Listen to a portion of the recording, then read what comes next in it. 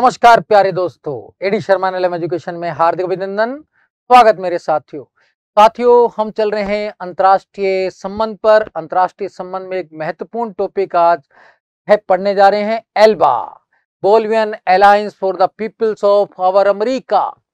साथियों, अंतर्राष्ट्रीय संबंध में मेनली दो अवधारणाएं चलती हैं, एक पैक्स अमेरिकाना, एक पैन अमेरिकाना। जहां पैन अमेरिकाना का मतलब तो है कि सहयोग करना, यानी कि अमेरिकन देशों में सहयोग, वो कहलाता है पैन अमेरिकाना। और पैक्स का मतलब है शक्ति द्वारा अमेरिका में शांति। जो अमेरिका ने, यूएसए ने, संयुक्त राज्य अमेरिका ने सैनिक कार्रवाई द्वारा हेती में माने अन्य देशों में जो सैनिक कार्रवाई की, उसके द्वारा स्थापित शांति, उसको पैक्स अमेरिकाना कहते हैं। एल्बा संगठन एक महत्वपूर्ण संगठन है जो बेसिकली कहते हैं कि लैटिन अमेरिका का कैरिबियन देश भी इसमें सम्मिलित हैं, देशों के सम्मिलित हैं। तो इसका पूरा नाम Bolivian alliance for the peoples of our America है। साथियों, ये आर्थिक राजनीतिक एकीकरण का मंच है जो बेसिकली गुलाबी लहर की देन है।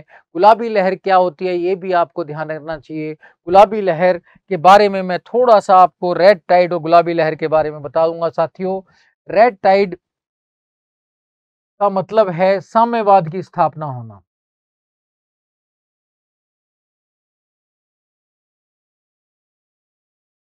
जबकि गुलाबी लहर का मतलब है लोकतांत्रिक समाजवादी सरकारों की स्थापना होना। पिंक टाइड, गुलाबी लहर का मतलब है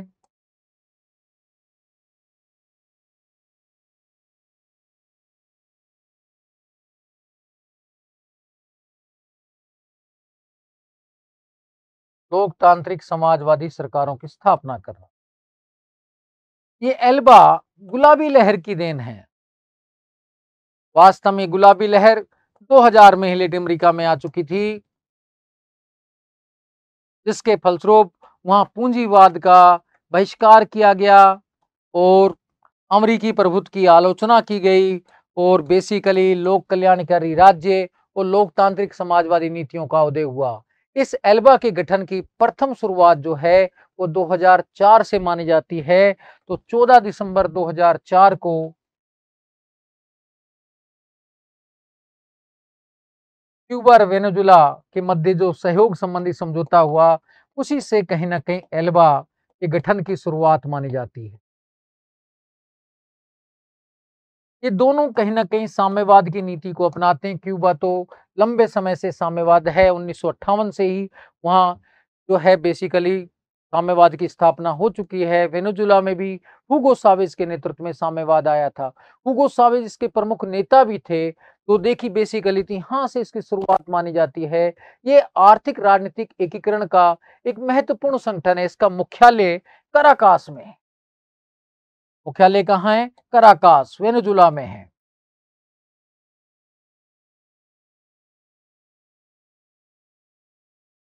ये भी साथियों आपको ध्यान रखना है कि वास्तव में एल्बा का मुख्यालय कराकास के अंतर्गत है और ये दक्षिण दक्षिण सहयोग का प्रमुख मंच है जो कहीं ना कहीं अमेरिकी प्रभुत्व का विरोध करता है और पूंजीवाद का बहिष्कार करता है। तो वास्तव में एक अद्भुत संगठन है जो लैटिन अमेरिका में कार्य कर रहा है लोकतांत्रिक समाजवाद के लिए, लोक कल्याणकारी के राज्य के लिए। तो डियर फ्रेंड्स, आगे देखते हैं अब इसकी संरचना क्या है, एल्बा की संरचना क्या है, उस पर चर्चा करते हैं। एल्बा की संरचना पर, संरचना क्या है इसमें? 10 तो इस समय पूर्ण सदस्य हैं, हालांकि पूर्ण सदस्य 11 थे, एक की सदस्यता निलंबित है। तो आपको ये ध्यान रखना है कि इसके 10 सदस्य कौन से हैं पूर्ण सदस्य।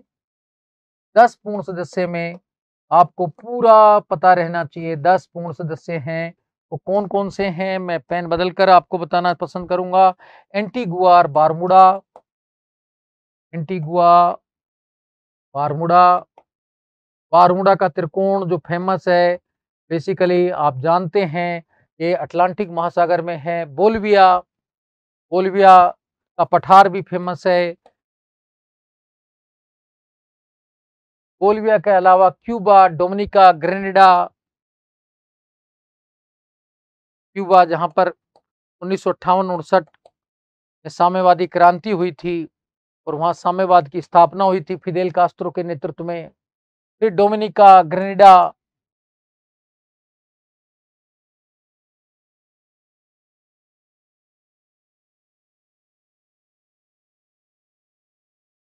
इसके अतिरिक्त देखा जाए निकारागुआ, सेंट किट्स नेविस,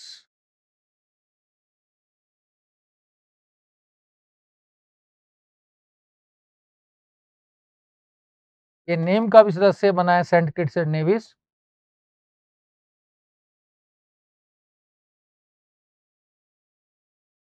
साथियों इसके अलावा सेंट लूसिया, सेंट विंसेंट और Venezuela, Saint Lucia, Saint Vincent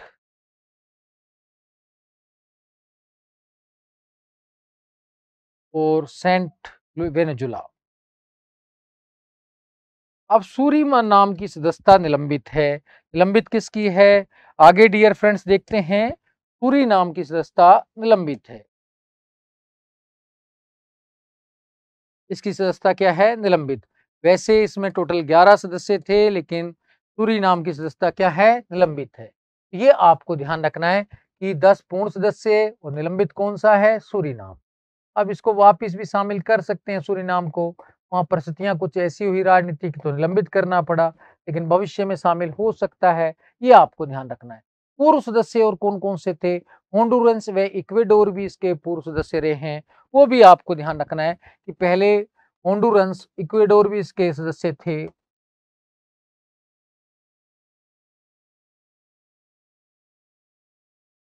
पहले सदस्य थे, अब नहीं है,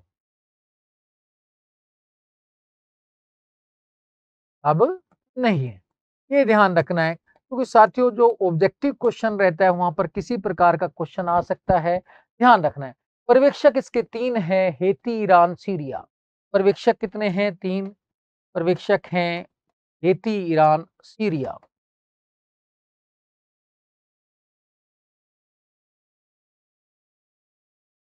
और इसकी 2 भाषाएं हैं, आधिकारिक भाषाएं 2 हैं, आधिकारिक भाषाएं 2 हैं, स्पेनिश और अंग्रेजी।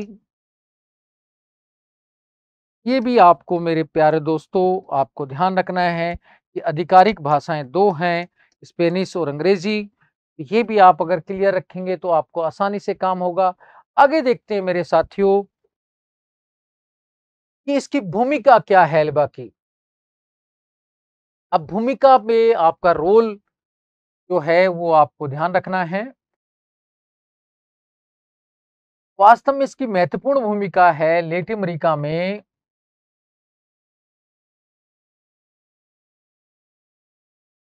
पूंजीवाद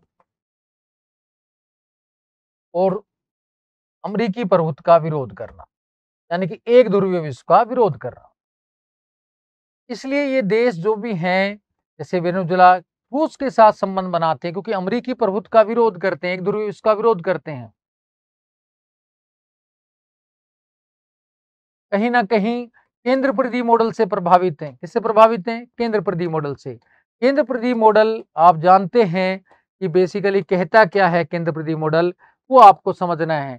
केंद्र परिधि मॉडल का कई विद्वानों ने जैसे आंद्रे फ्रैंक, समीर अमीन, वालस्टीन आदि विद्वानों ने यह प्रस्तुत किया था। इसमें ये कहते थे बेसिकली ये विद्वान कि विकसित देश तो केंद्र का प्रतीक हैं और विकासशील देश परिधि का प्रतीक हैं। क्या कहते थे? कि विकसित देश केंद्र का प्रतीक है और विकासशील देश परिधि का प्रतीक है। आज पूंजीवाद में वैश्वीकरण में संसाधनों का प्रभाव परिधि से केंद्र की ओर हो रहा है। परिधि कौन है? विकासशील देश। केंद्र क्या है? विकसित देश। और वैश्वीकरण में हो क्या रहा है? संसाधनों का प्रभाव परिधि से केंद्र की ओर, यानी कि विकसित देशों की ओर। इसलिए विकसित देश मजबूत होते जा रहे हैं। अभी आराम से पढ़ना है मेरे साथियों, थोड़ा सा ध्यान से सुनिए कि बेसिकली परिधि से संसाधनों का प्रभाव ये बेसिकली विकसित देशों की ओर आ रहा है, इसलिए केंद्र मजबूत होता जा रहा है। क्या होता जा रहा है? मजबूत। तो बेसिकली ये इससे प्रभावित हैं। तो इसमें केंद्र परिधि मॉडल में कहते भी हैं परिधि विकासशील देशों का विकास तब तक संभव नहीं है जब तक वो केंद्र से संबंध विच्छेद ना कर ले, यानी कि अलग रास्ता ना अपना लें, यानी कि वो दक्षिण दक्षिण सहयोग पर बल देते हैं, ना कि उत्तर दक्षिण सहयोग पर। वास्तव में इसमें लोकतांत्रिक समाजवाद की दिशा में जो एक महत्वपूर्ण पहल थी पीपल्स ट्रेड एग्रीमेंट पर हस्ताक्षर था। पीपल्स ट्रेड एग्रीमेंट इसमें हस्ताक्षरित हुआ था 2006 को। ये भी आपको ध्यान रखना है। इस एग्रीमेंट में कहा गया कि हमें लोक कल्याणकारी कार्य करने हैं, आपसी सहयोग कर जनता का विकास करना है और हमें विकसित देशों पर अपनी निर्भरता कम करनी। तो वास्तव में पीपल्स ट्रेड एग्रीमेंट में कहीं ना कहीं केंद्र पर मॉडल के अनुरूप दक्षिण दक्षिण सहयोग पर बल दिया गया था। और ये जो एल्बा है, मैंने पहले भी बताया कि वेनेजुला के राष्ट्रपति हुगो चावेज की इसमें महत्वपूर्ण भूमिका थी। वो कहीं ना कहीं अमेरिका का विरोध भी करते थे। तो उन्होंने कहा भी था एक बार लेटिन अमेरिका के एक मंच से, जहां पहले जूनियर जॉर्ज बुश गए थे, दूसरे दिन वो गए थे, तो उन्होंने कहा था कल यहाँ एक शैतान आया है था और बारूद की गंध आज तक आ रही है। तो कहीं उनका कहना था हुगो चावेज का कि अमेरिका के साथ हमारी मित्रता किसी प्रकार की नहीं हो सकती। अब साथियों आगे देखते हैं। आगे दूसरा भूमिका में क्या क्या इसके मेन पॉइंट है वो ध्यान रखना है कि 2009 में एल्बा ने अपनी कॉमन करेंसी सुक्रे की शुरुआत की। कौन सी शुरुआत की? Common currency Sukre. इसके माध्यम से आईएमएफ जैसी संस्थाओं पर अपनी निर्भरता कम करने का प्रयास किया गया और सुक्रे शुरुआत कर उन्होंने आपसी सहयोग को बढ़ावा दिया आर्थिक क्षेत्र में, ताकि बेसिकली आईएमएफ जैसी जो पूंजीवादी संस्थाएं उन पर उनकी निर्भरता कम हो सके। इन्होंने रूस को भी आमंत्रित किया अभी यूक्रेन संकट के बाद। यूक्रेन संकट आप जानते हैं कि 2022 में आया था। जैसे ही बेसिकली रूस ने यूक्रेन पर आक्रमण किया, उसी के साथ यूक्रेन संकट की वास्तविक शुरुआत होगी। और इसके बावजूद अमेरिका ने तो इसका विरोध किया था यूक्रेन संकट का, लेकिन लेटिन अमेरिकी देशों ने, एल्बा ने रूस को आमंत्रित किया था खेलों में। यानी कि ये रूस के सहयोगी हैं, इससे पता चलता है।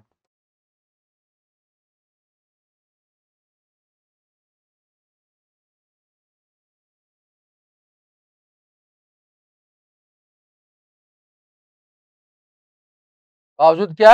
आमंत्रित किया।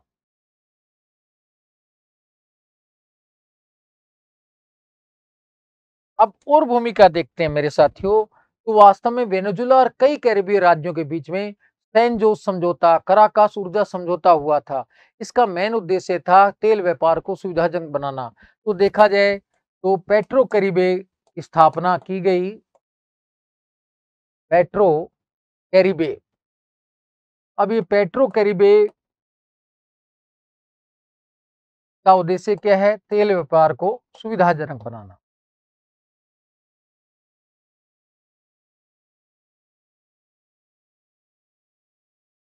सुविधाजनक यानी कि तेल का लाभ सभी देशों तक, सदस्य राष्ट्रों तक पहुंचाना इसका मेन उद्देश्य है।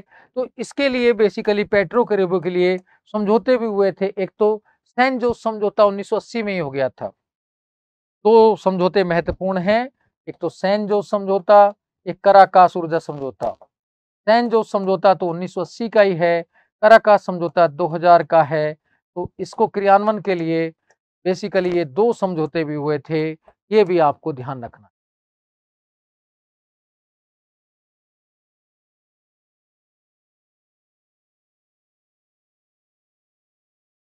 आगे देखते हैं साथियों। आगे जो इंपॉर्टेंट चीज है नंबर 4 पर देखते हैं कि इन्होंने अपना मीडिया समूह टेलीसुर की स्थापना की है, ताकि वास्तव में सूचनाओं का प्रसारण हो सके। क्या हो सके? सूचनाओं का। तो 2005 में इन्होंने टेलीसुर मीडिया समूह की स्थापना की।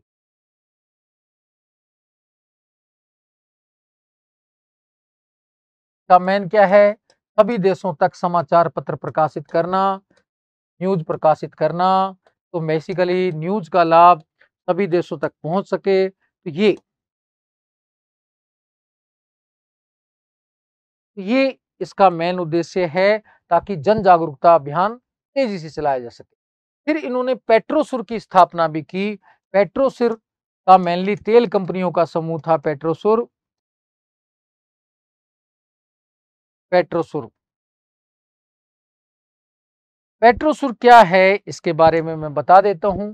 ये बेसिकली अर्जेंटीना और ब्राजील, वेनेजुला, अर्जेंटीना, ब्राजील, तीन देश की तेल कंपनियां हैं। वेनेजुला, अर्जेंटीना और ब्राजील। इसमें तीन देशों की तेल कंपनियां के माध्यम से एक फंड की स्थापना की गई है, जो क्या काम करेगी? सामाजिक कल्याण का काम करेगी।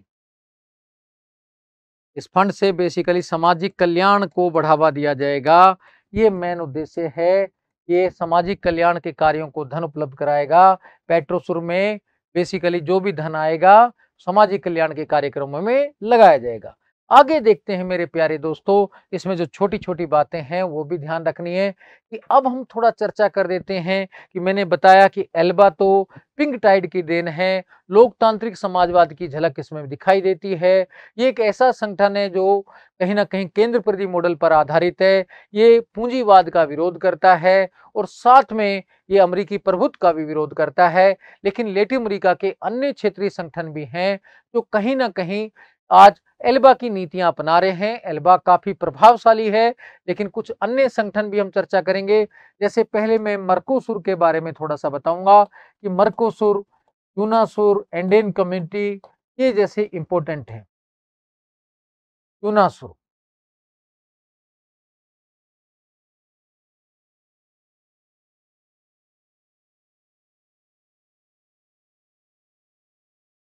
एंडेन कम्युनिटी,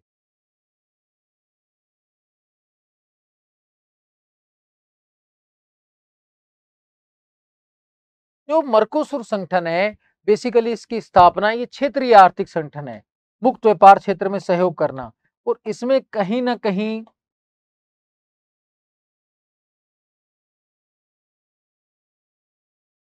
पूंजीवाद की भी झलक मिलती है। मुक्त व्यापार क्षेत्र है तो 1991 में स्थापना हुई थी।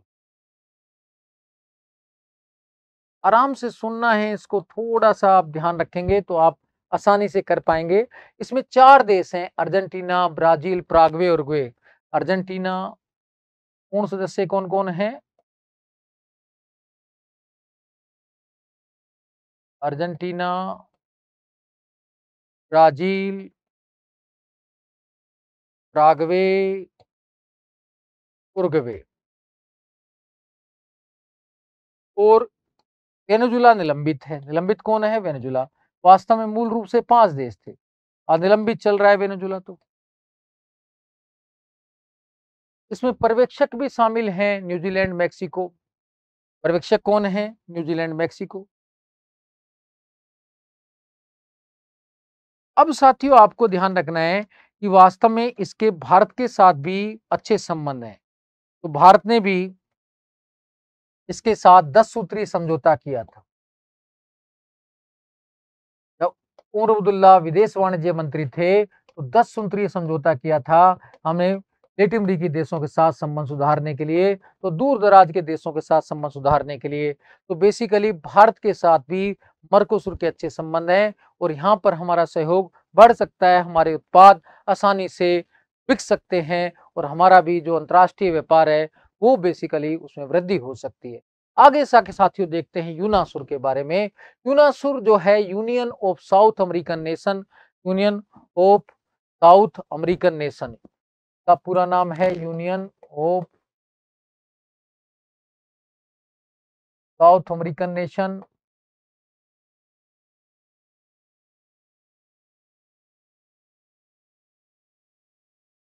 ये बेसिकली 2004 में बना था, उसको घोषणा के फलस्वरूप, उसको घोषणा के फलस्वरूप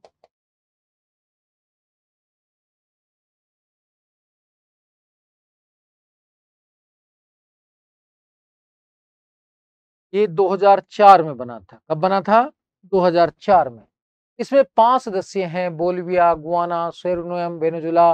पेरू निलंबित चल रहा है। 2 पर्यवेक्षक है, मेक्सिको और पनामा। और इसमें जो मेन संधि हुई थी वो था कॉन्स्टिट्यूटिव ट्रीटी 2008। इसकी मेन ट्रीटी कौन सी है? 2008 की है कॉन्स्टिट्यूटिव ट्रीटी। ये आपको ध्यान रखना है। अब आगे देखते हैं साथियों अंडेन कम्युनिटी। आगे देखें, अंडेन कम्युनिटी के बारे में पढ़ते हैं कि अंडेन कम्युनिटी क्या है और इसके बारे में भी 2 शब्द जानने में हमें कुछ ध्यान नहीं रखना। अंडेन कम्युनिटी, अंडेन कम्युनिटी में बेसिकली क्या है, इसकी औपचारिक स्थापना तो 1969 में हुई थी, लेकिन कार्य करना प्रारंभ इसने 1996 में किया था। कब किया था? 1996 में। ठीक है साथियों, इसमें 4 सदस्य हैं, बोलिविया, कोलंबिया, इक्वेडोर, पेरू। फिर एक और है community of Latin America and Caribbean state. ये एक बड़ा संगठन है।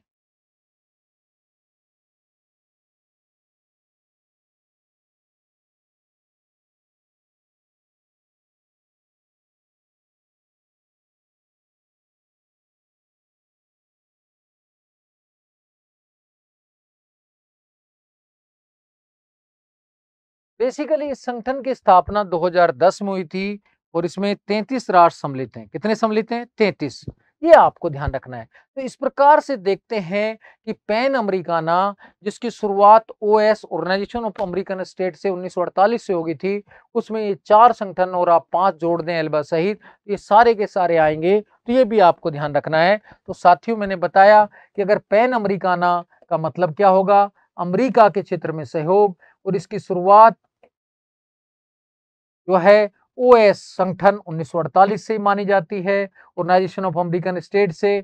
और आधुनिक युग में इसमें जो महत्वपूर्ण भूमिका निभा रहा है वो एल्बा है। एल्बा के अलावा मर्कोसुर, यूनासुर, एंडेन कम्युनिटी, और ये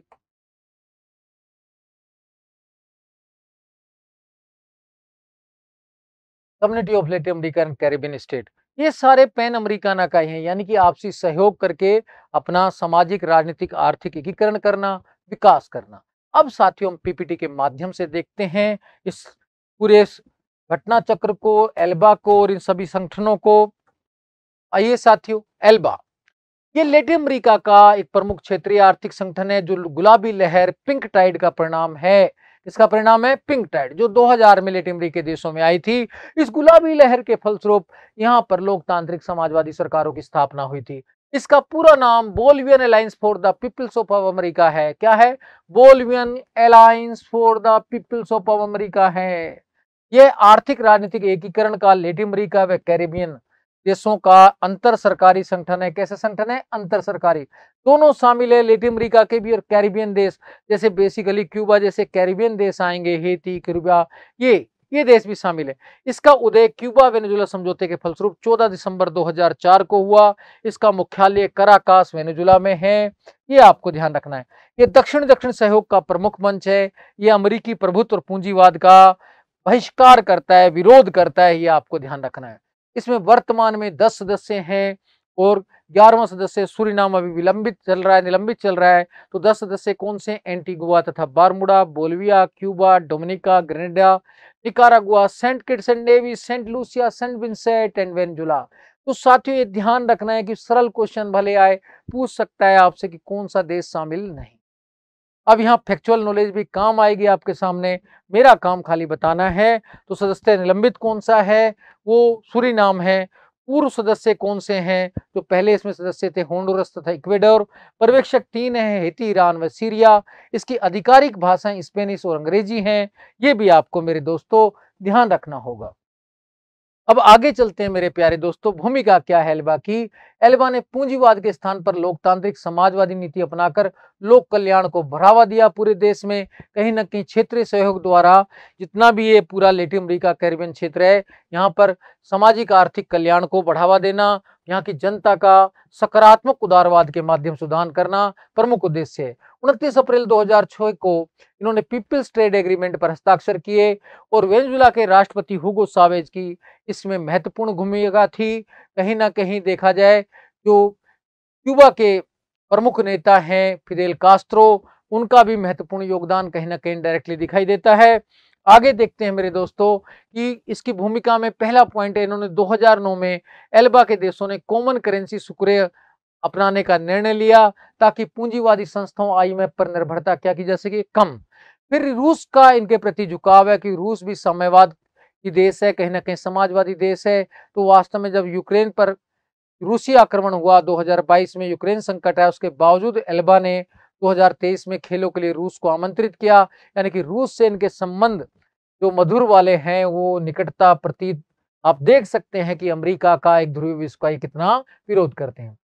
वेनेजुला और कई कैरिबियन राज्यों के बीच पहले के सैन जोस समझौते और कराकास ऊर्जा समझौते के तहत तेल व्यापार को सुविधाजनक बनाने के लिए पेट्रो कैरिबे की स्थापना की गई। तो पेट्रो कैरिबे के लिए 2005 में स्थापना है। पेट्रो कैरिबे की स्थापना कब है? 2005 की है। ये भी आपको ध्यान रखना है। आगे 2005 में इन्होंने टेलीसिर मीडिया समूह की स्थापना की। 2005 में टेलीसिर मीडिया समूह की स्थापना की गई। तो एल्बा क्षेत्र में समाचार और समसामयिक मामलों का प्रसारण करता है। पेट्रोसुर वेनेजुला, अर्जेंटीना और ब्राजीलिया तेल कंपनियों के बीच एक अंतर सरकारी ऊर्जा गठबंधन है। इसका प्रमुख लक्ष्य देश के भीतर सामाजिक कार्यक्रमों के लिए धन उपलब्ध कराना है। आगे देखते हैं मेरे दोस्तों अन्य क्षेत्रीय आर्थिक संगठन कौन से हैं बेसिकली लैटिन अमेरिका के। पहला है मर्कोसुर का नाम। ये क्षेत्रीय आर्थिक संगठन है। इसका वास्तविक नाम मर्केडो क्यून डेल है। ये भी फैक्चुअल नॉलेज है, आप ध्यान रख सकते हैं। इसकी स्थापना 1991 में हुई। इसकी स्थापना असूनसियन संधि के फलस्वरूप। कौन सी संधि के फलस्वरूप? असूनसियन संधि। ये भी ध्यान रख सकते हैं आप कि असूनसियन संधि किससे संबंधित है, तो ये मर्कोसुर से संबंधित है। इसके 4 सदस्य तो अभी वर्तमान में है अर्जेंटीना, ब्राजील, पराग्वे, उरुग्वे। निलंबित सदस्य वेनेजुला है। पर्यवेक्षक न्यूजीलैंड, मैक्सिको है। इसका मेन उद्देश्य मुक्त व्यापार क्षेत्र की स्थापना करना है। भारत के भी मर्कोसुर के साथ अच्छे संबंध हैं और जब भारत के विदेश व्यापार वाणिज्य मंत्री उमर अब्दुल्ला गए थे तो उन्होंने लैटिन अमेरिकी देशों के साथ अपना 10 सूत्री नीति की घोषणा की थी। वो मर्कोसुर की बैठक के दौरान ही की थी और मर्कोसुर के साथ वरीयता व्यापार समझौता भी किया था। तो वास्तव में कहते हैं वरीयता व्यापार समझौता भी किया था, प्रेफरेंशियल ट्रेड एग्रीमेंट। तो पीटीए किया गया है भारत ने इसके साथ और अगला लक्ष्य मुक्त व्यापार का है, तो ये अभी आप ध्यान रख सकते हैं। आगे देखते हैं यूनासुर। इसका पूरा नाम union of south American nation है। इसकी स्थापना क्यूस्को घोषणा के 2004 के फलस्वरूप हुई। इसने 2008 में कॉन्स्टिट्यूटिव ट्रीटी पर भी हस्ताक्षर हुए। इसमें 5 सदस्य हैं, Bolivia, Guyana, Suriname, Venezuela, Peru, हालांकि निलंबित है। इसके 2 पर्यवेक्षक हैं, मैक्सिको और पनामा। आगे देखते हैं साथियों, 2 छोटे छोटे संगठन और बच्चे। अंडेन कम्युनिटी, इसकी औपचारिक स्थापना 69 में हुई थी, परंतु व्यवहारिक कार्य 96 में प्रारंभ किया। इसमें 4 राष्ट्र हैं, बोलिविया, कोलंबिया, इक्वेडर, पेरू। अगला महत्वपूर्ण जो एक संगठन है community of Latin America and Caribbean state, इसकी स्थापना 2010 में हुई थी। इसमें 33 राष्ट्र सम्मिलित हैं। तो साथियों मैंने आपको इस प्रकार से लैटिन अमेरिका के विभिन्न क्षेत्रीय आर्थिक संगठन बताए, एल्बा पर विस्तार पूर्वक चर्चा की, आपको समझ आया होगा। इसी के साथ धन्यवाद। जय हिंद, जय भारत।